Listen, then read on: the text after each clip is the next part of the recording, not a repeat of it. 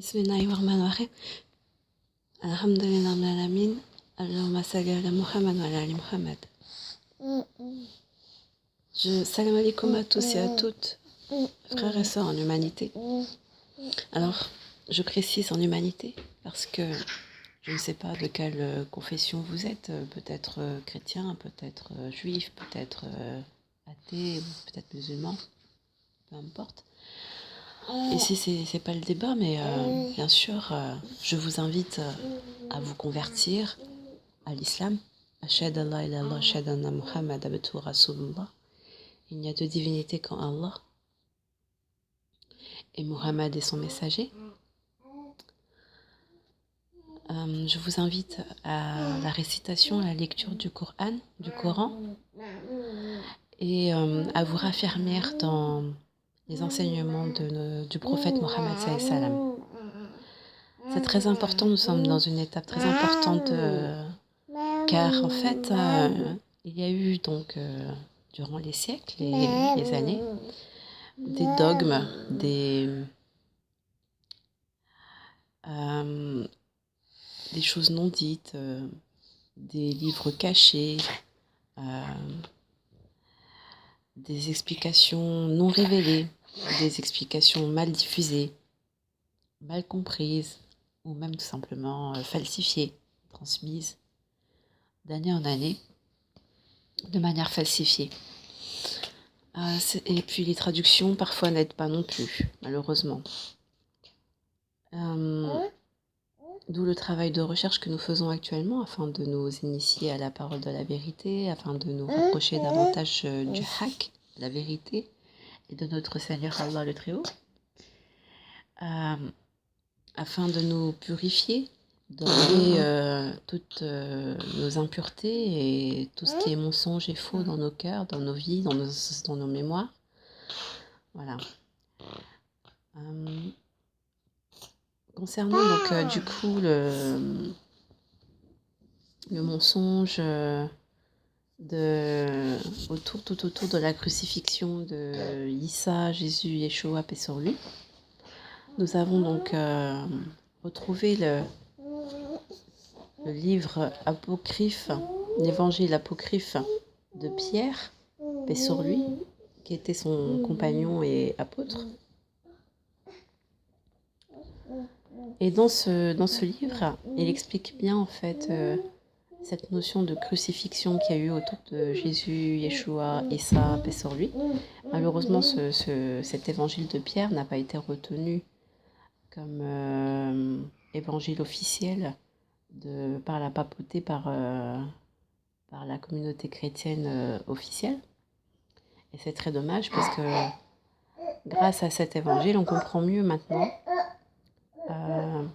pourquoi notre Seigneur Allah le Très-Haut, dans le Coran, il nous dit qu'il ne l'a pas tué, qu'ils ne l'ont pas tué, que Issa, Yeshua, a été élevé auprès du Seigneur Allah le Très-Haut, et qu'il n'a pas subi de crucifixion ou quoi que ce soit. En fait, c'est une manière métaphorique, donc c'est une manière en fait, même pas métaphorique, c'est quelque chose de vraiment essentiel à la compréhension de l'idée entre la chair, âme et corps.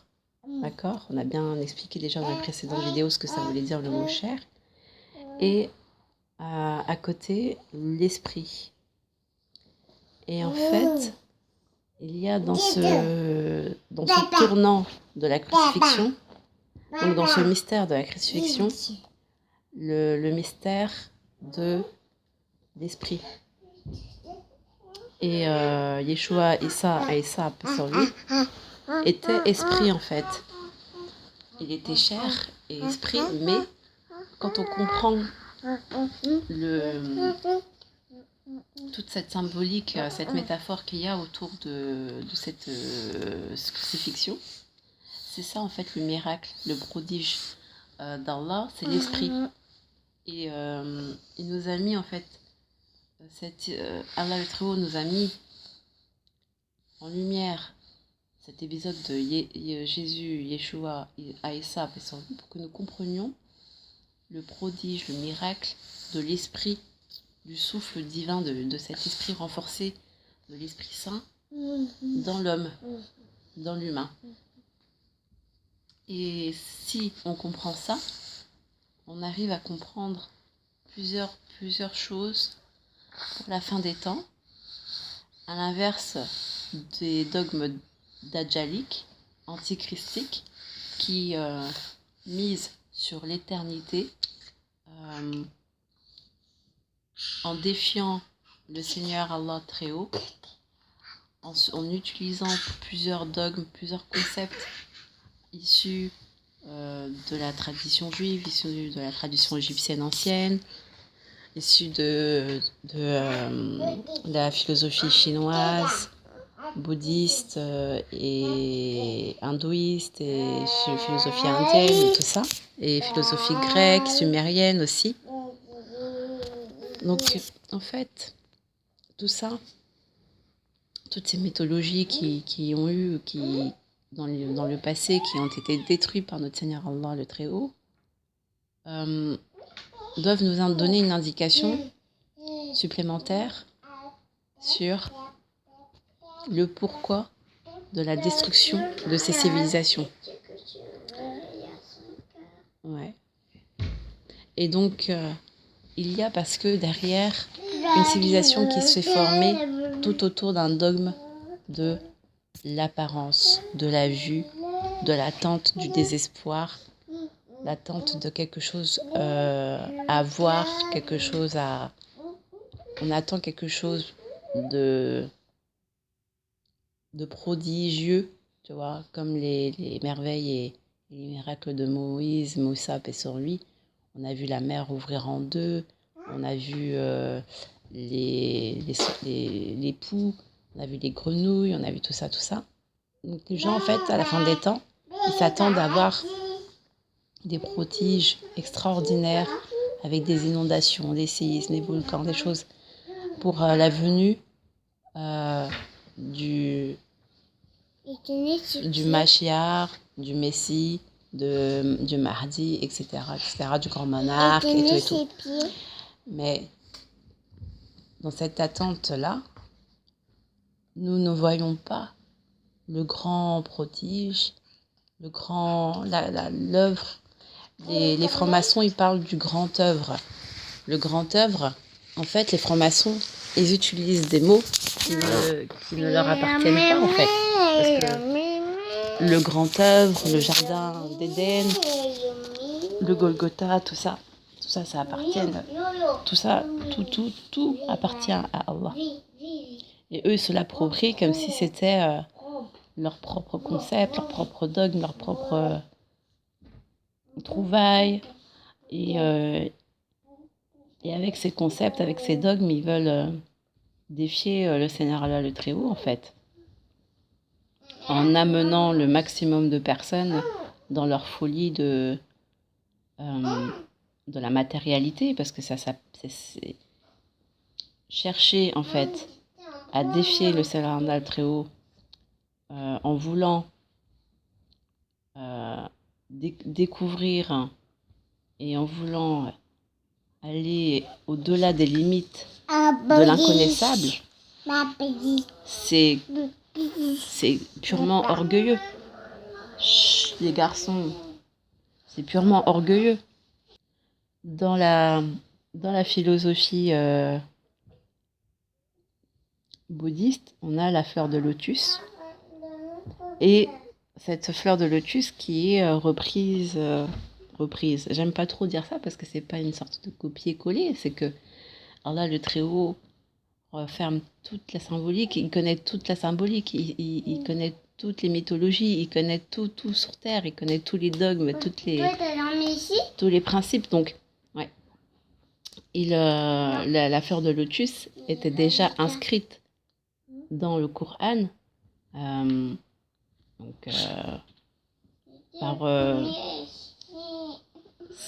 C'est un concept.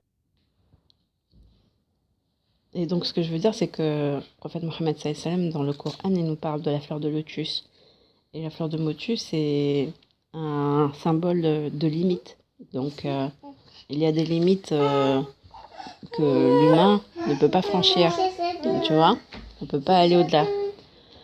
Même l'ange Gabriel, paix sur lui, à un moment donné, il ne pouvait plus aller plus haut dans la montée, dans l'ascension, dans la sourate Ascension Al-Isra ou dans la sourate Ascension, je crois que c'est sourate 70.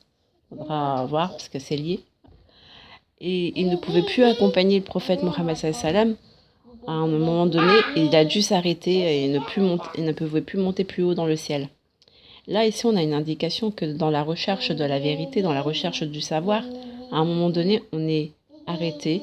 On ne peut plus aller au-delà de ce qu'on doit rechercher. Le prodige de l'esprit, déjà en lui-même, c'est déjà un prodige. Et c'est déjà un émerveillement que de étudier l'histoire de Jésus, Yeshua et Issa, que d'étudier notre part de l'esprit dans notre vie de tous les jours, dans la vie quotidienne, dans le relationnel, la bonté, dans notre rapprochement avec notre Seigneur Allah le Très-Haut, dans le fait d'être un humain motivé à faire des bonnes actions pour notre Seigneur Allah le Très-Haut. Voilà. Mais chercher, faire des recherches de vérité pour juste, en fait, réussir à percer des secrets, des mystères qui ne nous est pas demandé de percer, ça c'est de l'orgueil, c'est du défi. Et en fait, cette connaissance-là, tu vas la propager. Et cette propagation de connaissances que tu n'as pas besoin, en fait, tu n'as pas besoin parce que ça ne va pas t'aider dans la vie de tous les jours pour être meilleur avec les autres, tu vois. Ça va juste être une forme de science surenchère, science surenchérir. Pourquoi faire? Pour gonfler ton orgueil, gonfler ton ego, de se dire voilà, je sais, et je sais encore mieux que le Seigneur Allah. C'est comme si tu voulais enseigner au Seigneur Allah le Très-Haut la science. Parce que tu lui dis, voilà, tu vois, ça c'est une limite à ne pas franchir. Eh ben, je vais la franchir parce que je suis Dieu, en fait. C'est ça, cette façon de penser. Et donc, ceux qui sont conscients d'aller vers l'affranchissement des limites qui vont au-delà des limites, qui vont au-delà de la fleur de lotus, qui vont plus loin que la fleur de lotus, ce sont des personnes ça veut dire, ils vont même au-delà de la pensée, de l'ascension de prophète Mohammed sallam. Ça veut dire qu'ils vont même au-delà de Gabriel, Djibril, paix sur lui. Donc ça veut dire qu'ils vont au-delà de tous les prophètes et qu'ils ils veulent défier en fait le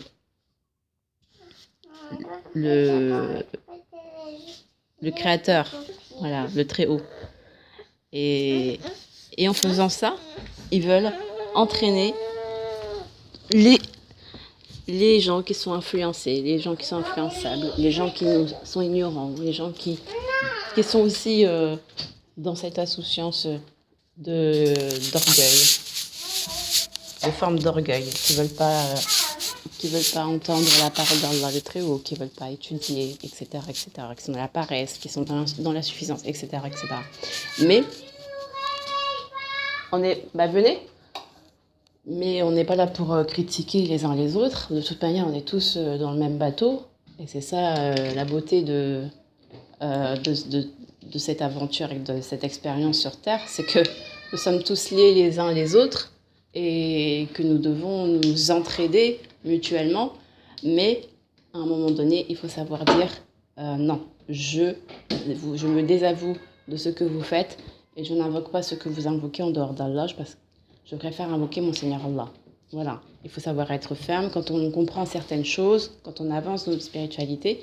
Il faut savoir être ferme et également apporter les preuves aux autres pour leur dire attention, sur ce chemin-là, il y a vraiment de grands dangers, il y a des avertissements à tenir compte véritablement parce que c'est quelque chose de subtil, c'est quelque chose C'est des idées auxquelles on s'accroche, sur lesquelles on adhère et qu'on ne s'en rend pas compte, mais qu'en fait, qui sont pleins de fausseté, de mensonges. Et comment ça se matérialise après dans la vie de tous les jours? Eh bien, l'image de la bête, après, l'image de la bête, comme on dirait, du faux, l'image du faux, l'image du paraître, du matérialisme, du défi envers notre Seigneur Allah du Très-Haut. Donc, l'image qui est contre l'esprit, en fait, tu vois, l'esprit, contre le prodige, parce que en fait, il rejette cette idée que le prodige, c'est l'esprit, et qu'il y a peut-être une autre forme de prodige, mais l'autre forme de prodige que tout le monde attend, c'est qu'ils veulent voir quelque chose, ils veulent voir, ils attendent, ils ont un espoir en quelqu'un qui devrait venir, ils ont un espoir en une situation économique améliorée, ils ont en l'espoir d'une situation sanitaire améliorée, en l'espoir d'une vie agricole améliorée, etc., etc. Mais ils n'ont pas pris en compte ce prodige de l'esprit, ce prodige qui en lui-même peut tout faire dans ta vie au jour le jour, au quotidien, chez toi, avec tes enfants, avec ton mari, avec ta femme. Tu as ce prodige, si tu comprends cette idée de l'esprit tout autour de Yeshua et ça, Aïssa, paix sur lui, tu comprends que tu as la... Si tu es dans cette lignée de respecter les lois d'Allah, de Très-Haut, comme on avait déjà vu précédemment avec les 7 lois Noachid, avec les 10 lois du commandement, avec le Coran, qui a également la jurisprudence coranique.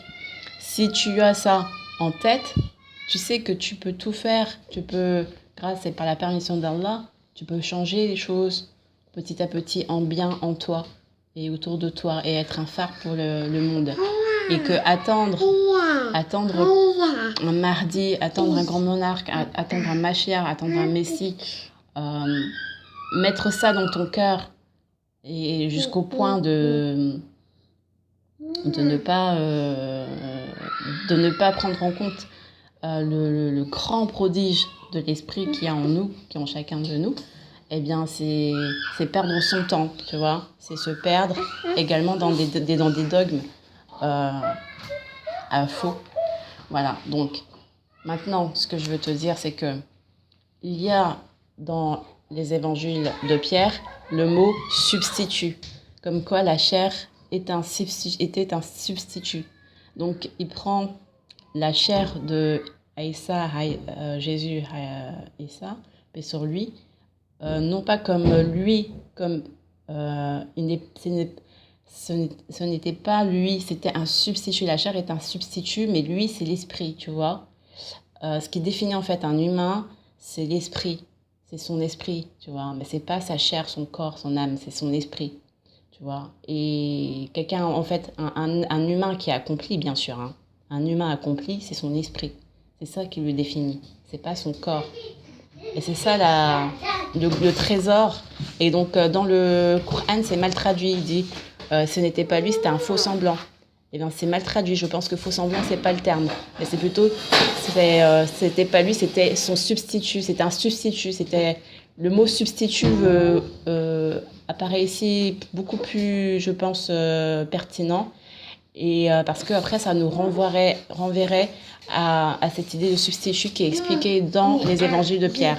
Et c'est pour ça que c'est important de revenir à la parole annoncée de Pierre, à l'explication de Pierre. Et c'est pour ça que Jésus, Yeshua, paix sur lui, il disait que Pierre était important dans la fin des temps. Voilà. Et notamment avec la Kaaba. C'est pour ça que la Kaaba, avec l'histoire de la Kaaba, on a toute cette idée de Ali, paix sur lui, le cousin de prophète Mohammed sallam, qui est né dans la Kaaba et qui a laissé une fissure dans la pierre de la Kaaba. C'est pour que nous ayons en fait cette idée de revenir vers Pierre. Pierre, qui est, je vous rappelle, le compagnon de Jésus, Issa, Aïssa, paix sur lui.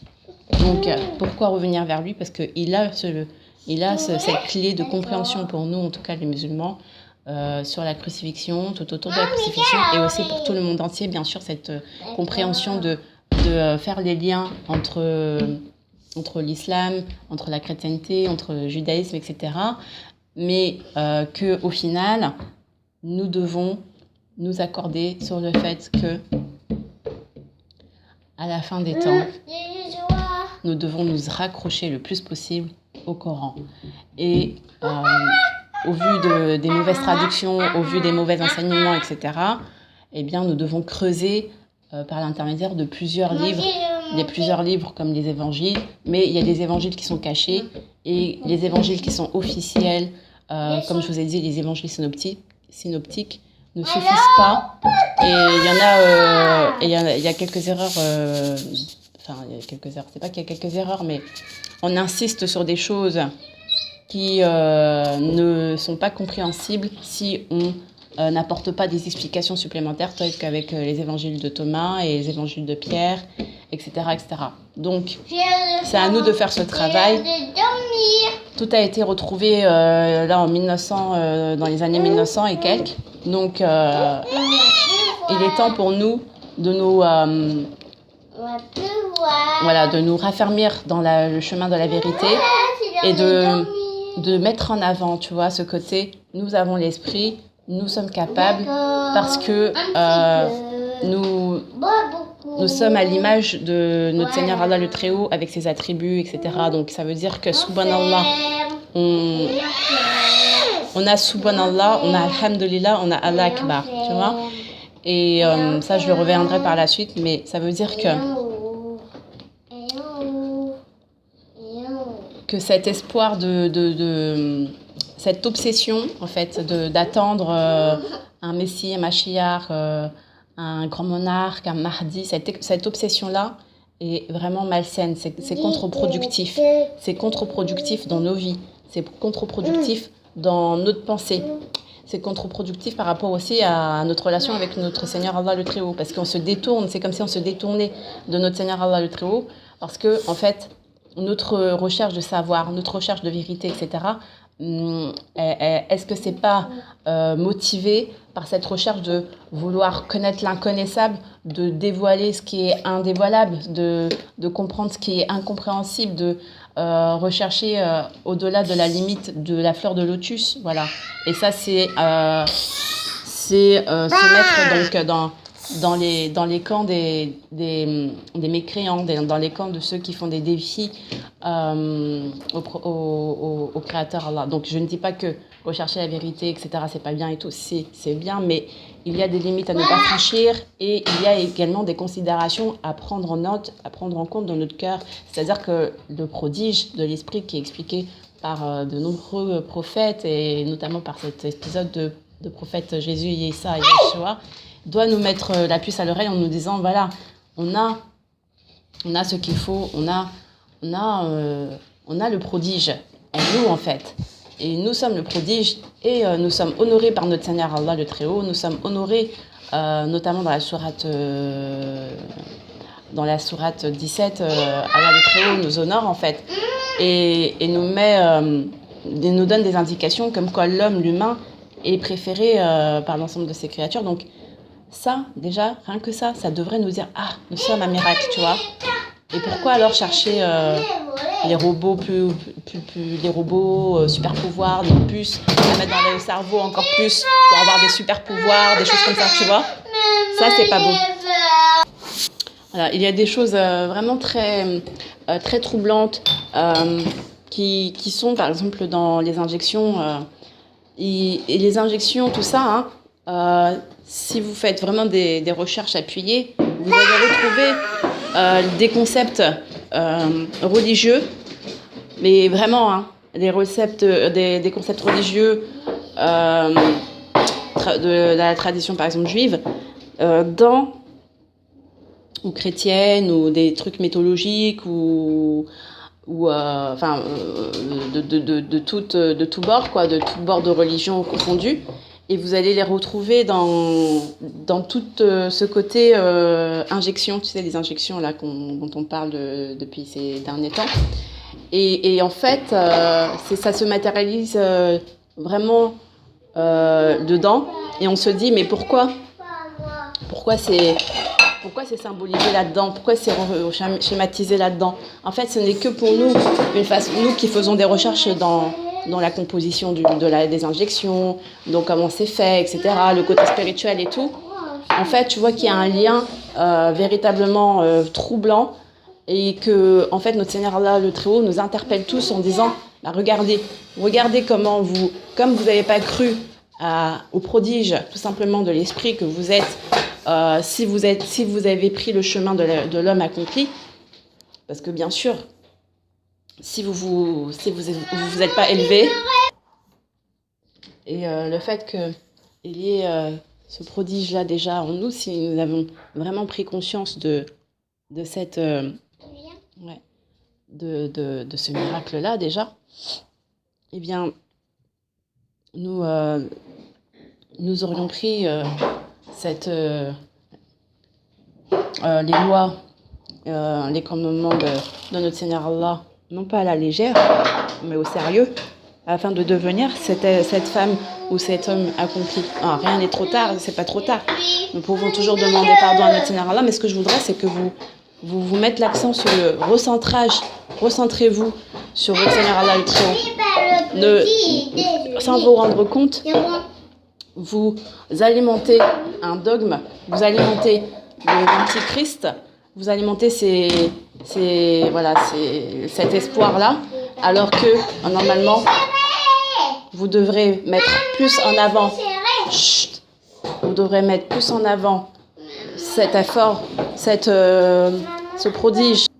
Donc, on devrait tous plus mettre en avant ce côté, ce prodige qui est en nous, dont tous les prophètes nous en parlent depuis des siècles et des siècles et insistent dessus depuis des années sur le bon comportement, sur le fait de tenir les dépôts. Les dépôts, c'est les commandements d'Allah le Très-Haut, c'est ça le dépôt.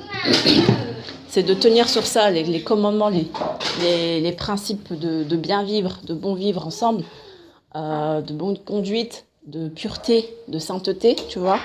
Et ça, si on arrive à nous appliquer tout ça, tous ensemble, dans le bon droit chemin, eh ben, l'espoir d'attendre une situation économique apaisée ou d'attendre une situation agricole apaisée ou une situation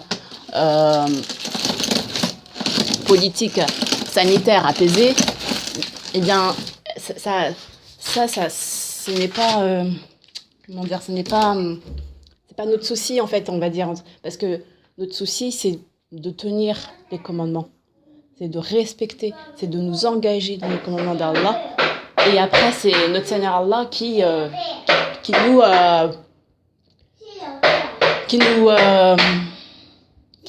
nous honorer, tu vois, qui va nous honorer parce que nous aurons été des hommes accomplis, des femmes accomplies.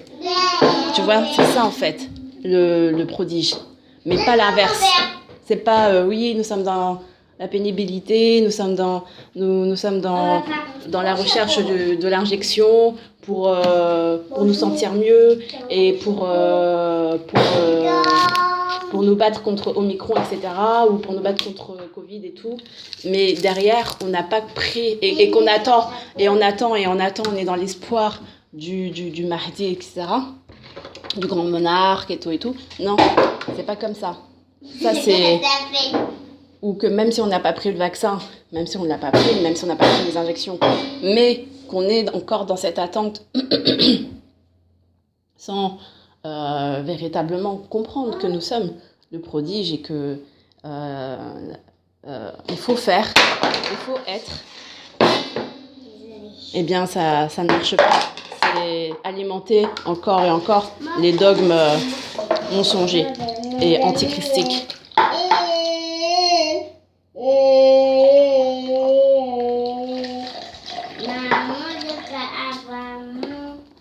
Les dogmes dajjaliques, voilà. Donc,